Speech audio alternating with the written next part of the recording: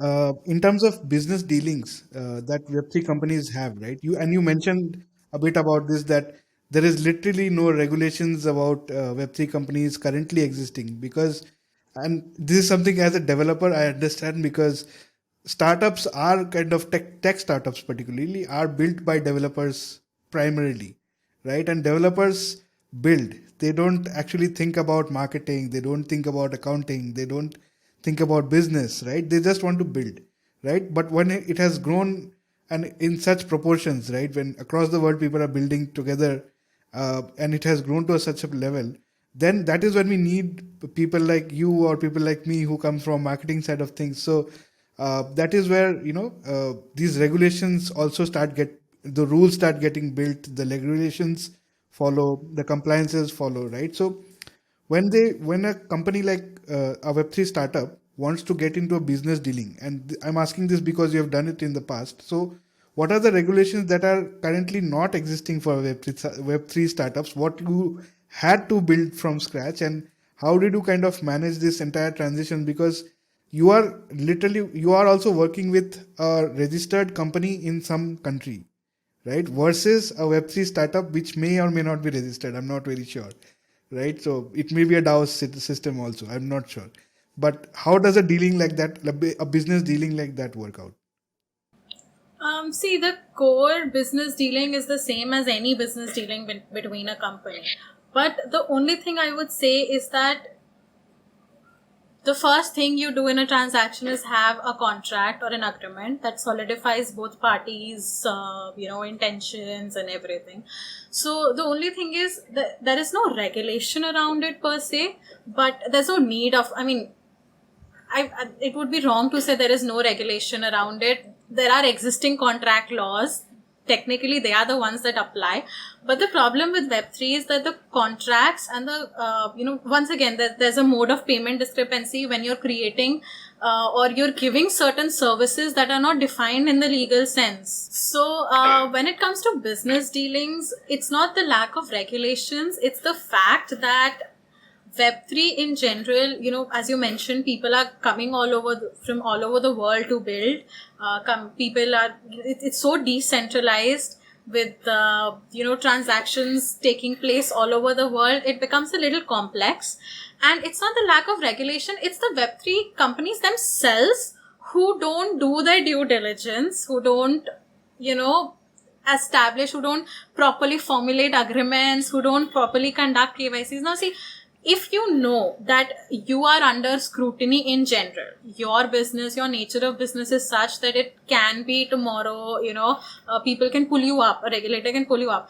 I feel like you should be a little extra careful. You make sure that all your transactions are backed by an agreement, because people are looking at you and their first thought is you are doing something wrong.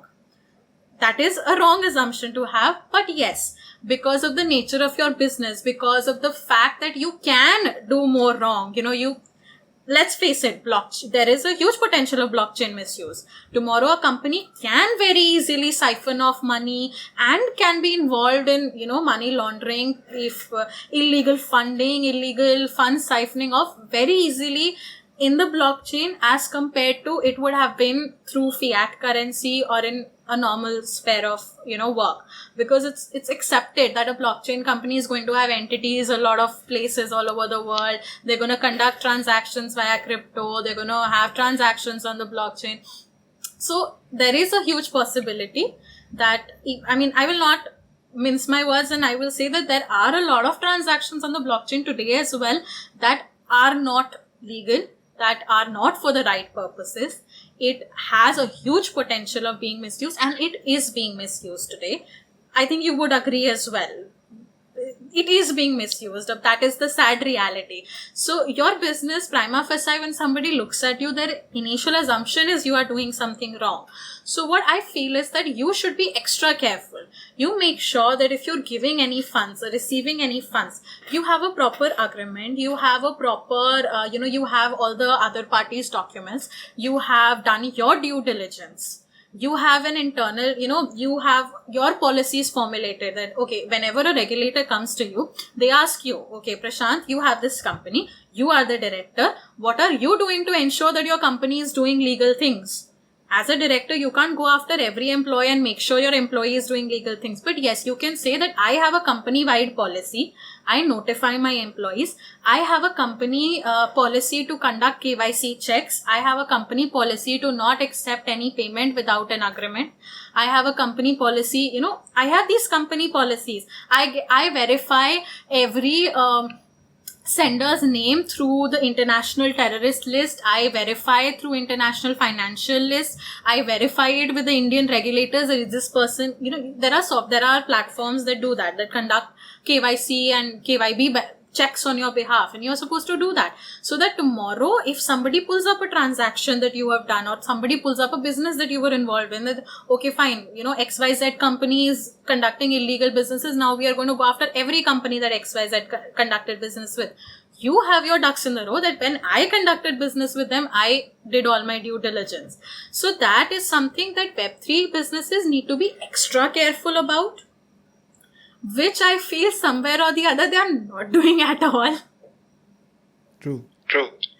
At a conventional business, if you're a small business person just running a business out of your own house, nobody's going to come and ask you, okay, this person you paid 10,000 rupees to, did you take their Aadhaar card? Do you even know who that is? Because everybody understands what that is. But the moment you're involved in Web3 and people are already looking at you with a tinted lens, they already have that presumption that you have paid for an illegal activity only. If you have the Aadhaar card at that time, then you are secure, right? So mostly when somebody goes up, when a Web3 company or when a Web3 business runs in trouble, it's, I would say, 3 reasons. One is conventional business reasons. You've run your business wrong. You've funded it wrongly. You've structured it wrongly. That is something that can happen to any business. Second is you have somehow or the other defaulted in your taxes. That is when the regulators will come after you. Third, you were not careful when you were conducting transactions and you have been linked to a bad transaction. Maybe somebody maybe some of your partners or somebody you conducted a business dealing with has gotten into trouble, and now you are being scrutinized. It's one of these 3 things. And for the second and third thing, I feel like that is something it's really preventable. You have people who are doing your books properly, and you do it from day one, because once it's gone bad, I had a small time businessman ask me, they're just building their platform. They're also a Web3 startup, and they asked me that we're so small, we're just starting out, do we also need to take care of all these compliance issues? And I was like, it's like asking a dentist, should I brush my teeth twice a day? I mean, yes, tomorrow if you get a cavity, there are solutions to it. But you have gotten a cavity, and that is irreversible. If the roots of your teeth have rotten, that is irreversible. So if you go by compliances, you make sure that, your accounting. It all comes down to accounting and holding people accountable. You're doing everything, you're keeping a record of everything, and you're doing it properly. All your ducks are in the row. Nobody's going to come after you.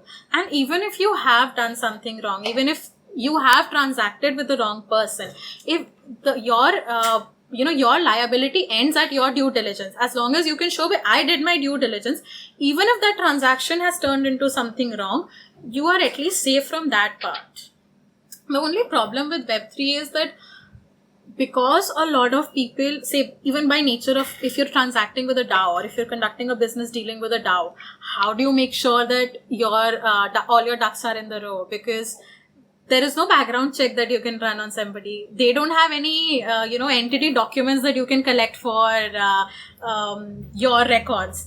Nobody can sign an agreement because it's a DAO. If it is a DAO in its true sense, I'm not talking about DAOs that have 3 governing or 3 majority holders, or, we have a multi-sig wallet that is controlled by these 2 people only, but we are a DAO. So that is a different thing. Of course, that is the route that people end up taking. But, from a regulatory standpoint, Web3 companies, a lot of people in Web3 don't want to go through compliances because their ducks are their own, they don't have the proper documentation themselves, or they are involved in something illegal. I cannot tell you how many times we conducted KYC checks on so many people in my past businesses, in my past jobs, and they turned out to be wanted criminals.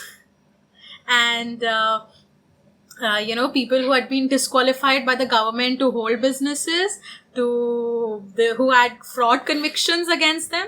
Now, if you conduct business with them, of course you will get into trouble. That is not Web3, Web2, non-Web. True. What else can I say?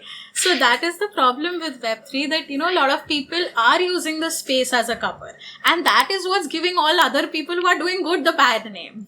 Because they are the ones in the eye of the, in the eye of the public. That, okay, this wasn't okay. This company has failed. This is crashing. This is going down. So that is what it ends up doing. It's not that difficult to meet compliances from a business standpoint, not from a regulatory standpoint of, crypto and all of those things. I already explained that is difficult even from a lawmaker's point of view. But from a purely business standpoint, if you have a company, it's not that hard. You look at CoinDCX is doing so well. WazirX got into so much trouble, but CoinDCX is doing so well. You have Bioeconomy, they are doing so well. In spite of, they're completely Indian, they have an Indian establishment. So that apart, from a business standpoint, it's not that difficult. India makes it a little more difficult in terms of paperwork and red tapes and, the number of offices you have to visit. And, once you get into it, that process is a little complicated. But it's not that hard from a business standpoint.